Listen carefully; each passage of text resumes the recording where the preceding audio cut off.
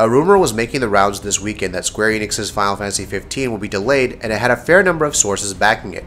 Square Enix had now officially announced the action RPG's delay to November 29th and released a video with director Hajime Tabata to explain its reasoning for the same. In a statement from the publisher, it said the new release date will allow the development teams to further polish and conduct quality testing so that the reality of the game can match the expectations of both the fans and the creative teams. Tabata meanwhile asked for fans' understanding and apologized for the delay. From the moment we joined this project, our vision was to create a level of freedom and realism previously unseen in the series. Regrettably, we need a little bit more time to deliver on this vision and are confident that this new release date will help us achieve that. As the director and lead of this project, I wish to personally apologize for the additional wait. As a team, we want Final Fantasy XV to achieve a level of perfection that our fans deserve. We kindly ask for your understanding. However, he did note that the master version of the game, which is the final game minus the Day 1 patch, is already complete. The desire to take more time and include the Day 1 patch with the game ultimately led to its delay. And hey, we're all for it if this means Final Fantasy XV runs smooth and stable at launch.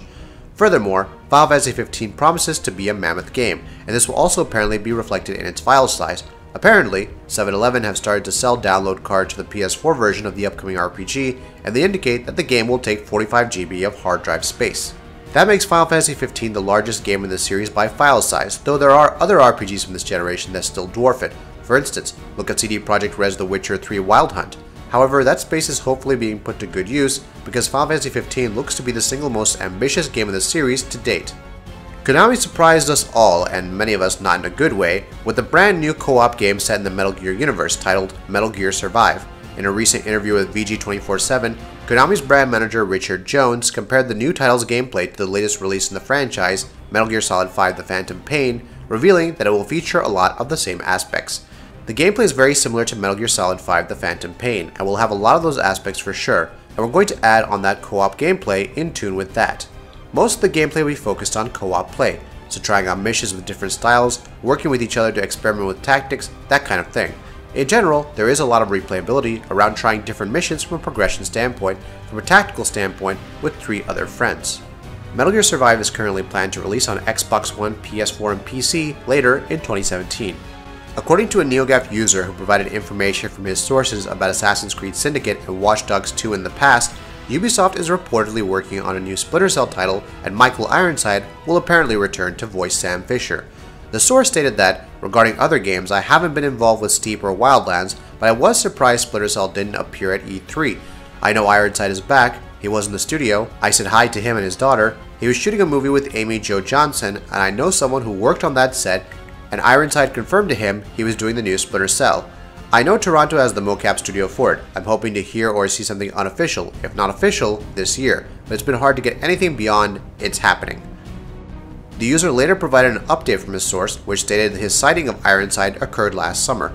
He also mentions 2 sources, one being trusted, the other an acquaintance, for the film The Space Between, which was shooting in Toronto, and how Ironside mentioned being a part of the new Splinter Cell.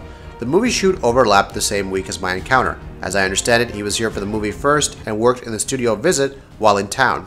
Interestingly, the source noted that none of this was subject to a non-disclosure agreement, given our connections and circumstances, but it still feels shady to talk about it since it's not official. I was surprised I hadn't seen this news from someone else by now, to be honest. It wouldn't be the strangest thing to see a new Splinter Cell from Ubisoft, to be honest. For now though, we'll take all of this with a grain of salt until further confirmation arrives. Microsoft stated earlier this year that the Xbox One Scorpio would not be getting any exclusive games. After all, the point of the console is that it maintains compatibility with the existing Xbox One systems on the market. Having exclusives would undermine that entirely. However, at the time, we did wonder how Microsoft planned on using the Scorpio to push 4K, and especially VR gaming, given that the existing Xbox One is too weak for that. As it turns out, the answer is that Microsoft's earlier remark wasn't entirely accurate. While Xbox One Scorpio games will for the most part be compatible with existing Xbox One consoles, there will be some Xbox One Scorpio exclusives after all. Specifically, VR games for Scorpio will be exclusive only to that console. We said we're not going to have console exclusive games for Project Scorpio, said Microsoft's Aaron Greenberg to Engadget. It's one ecosystem, whether you have an Xbox One S or Project Scorpio, we don't want anyone to be left behind. Now, with the power and capabilities we have, we'll be able to do high fidelity VR. Now that space, we don't think of that as console gaming. We think of that as high fidelity VR. And so with the VR experiences, those will be new things that you will get on Project Scorpio. This sounds like a rather fair solution to the problem. All Xbox One Scorpio games will run on all Xbox One systems, except for VR games, which can run on older Xbox One units because the standard Xbox One systems don't support VR. And that wraps it up. What are your thoughts about this? Let us know in the comments below. And if you enjoyed this video, please like and share it on Twitter and Facebook. And why not consider subscribing? We upload some really cool videos almost every day. Thank you for watching this video, and happy gaming!